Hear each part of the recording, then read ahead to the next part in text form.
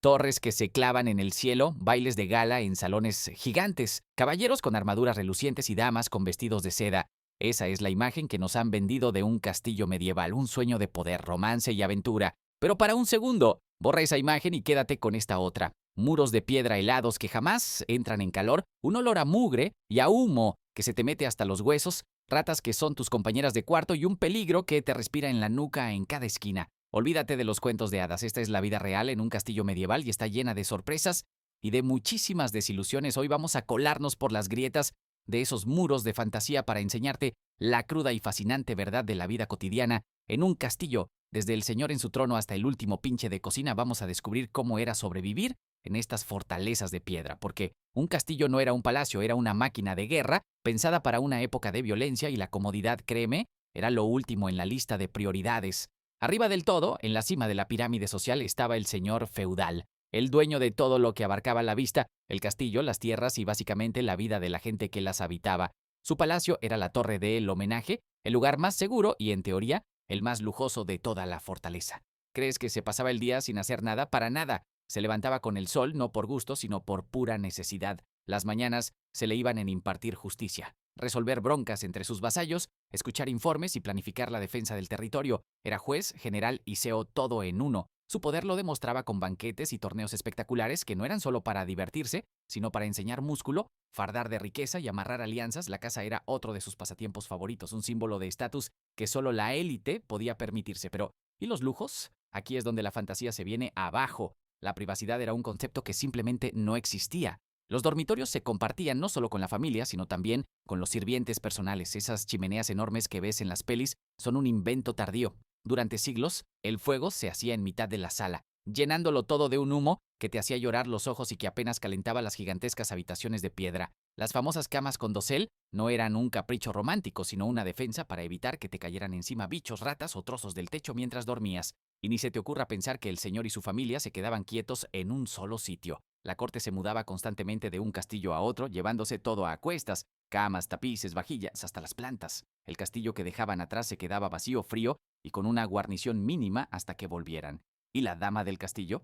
Ella no era un simple adorno, tenía un poder enorme dentro de esos muros, gestionaba toda la intendencia, supervisando a decenas, a veces cientos de sirvientes. Era la responsable de las provisiones, de las cocinas y de la educación de los hijos, y cuando el señor se iba a la guerra, que era bastante a menudo, ella tomaba el control total, convirtiéndose en la jefa y defensora del castillo. Su vida era de un poder prestado, sí, pero también de una responsabilidad brutal. Si la vida de los nobles ya tenía sus pegas, la de los sirvientes era directamente otra historia. Ellos eran el motor invisible que hacía que todo funcionara, y su día a día era de una dureza que hoy nos costaría asimilar. Hablamos de cocineros, lavanderas, mozos de cuadra, herreros, carpinteros, un ejército de gente. Su jornada empezaba antes de que saliera el sol y terminaba mucho después de que se pusiera. No había fines de semana ni vacaciones. El trabajo era un bucle infinito y agotador. Las cocinas eran un infierno de calor, humo y olores. Allí se preparaban dos menús muy diferentes. Para la mesa del señor se asaban cisnes, pavos reales y carnes de caza con especias carísimas que gritaban «¡Soy rico!».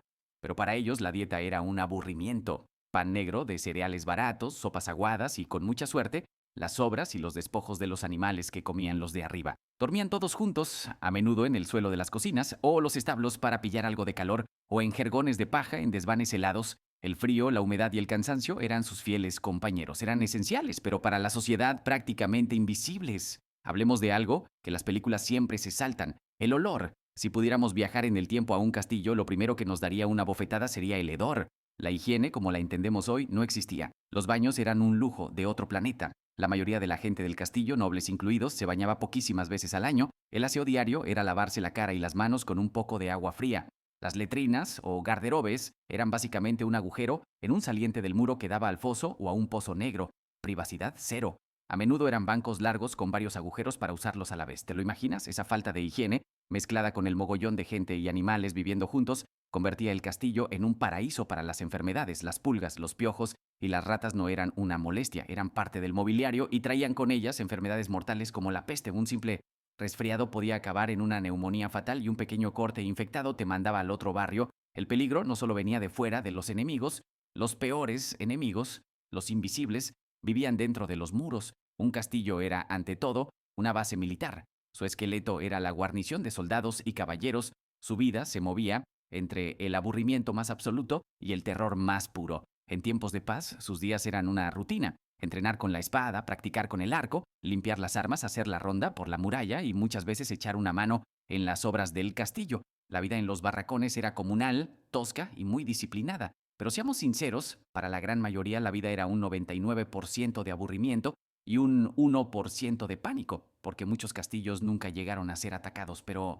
¿y si sonaban los cuernos de alarma? Ahí todo cambiaba. El castillo se sellaba y todo el mundo, incluidos los campesinos de los alrededores que corrían a refugiarse, se quedaba atrapado. Empezaba el asedio. La comida y el agua se convertían en oro. Los días eran pura tensión, con el sonido de los trabuquetes machacando los muros y el miedo constante a que el enemigo lograra entrar. Defender el castillo era un trabajo salvaje. Desde las murallas se lanzaba de todo: piedras, aceite hirviendo, lo que tuvieran a mano. La lucha era cuerpo a cuerpo, sangrienta y sin piedad. La vida de un soldado pendía de un hilo, y no solo por la espada enemiga, sino por el hambre y las enfermedades que se extendían como la pólvora dentro del castillo sitiado. La vida en un castillo medieval era un ecosistema complejo, un pequeño mundo diseñado para la supervivencia por encima de todo, un lugar de contrastes brutales, el poder absoluto del señor y la sumisión total del siervo, los banquetes para unos pocos y la sopa aguada para la mayoría, el supuesto honor de los caballeros y la cruda realidad de los soldados. Lejos del palacio de ensueño, el castillo era una fortaleza fría, apestosa y peligrosa, un símbolo de poder construido sobre el miedo y la necesidad, una máquina social donde cada persona, desde la dama que lo administraba todo hasta el mozo que limpiaba los establos, jugaba un papel vital en un equilibrio precario entre el privilegio y la miseria. Su fin llegó con la pólvora que reventó sus muros invencibles y con los reyes que acumularon tanto poder que los señores feudales se quedaron obsoletos. Pero su legado de piedra sigue ahí, recordándonos una época en la que la vida era frágil, la comodidad un lujo impensable y la supervivencia el único y verdadero tesoro. Si te ha sorprendido descubrir la verdadera vida en un castillo, dale a me gusta. Suscríbete para más historias sin filtros y cuéntanos en los comentarios qué detalle te ha dejado con la boca abierta. ¿Te atreverías a pasar una semana en un castillo medieval, de verdad? Te leemos.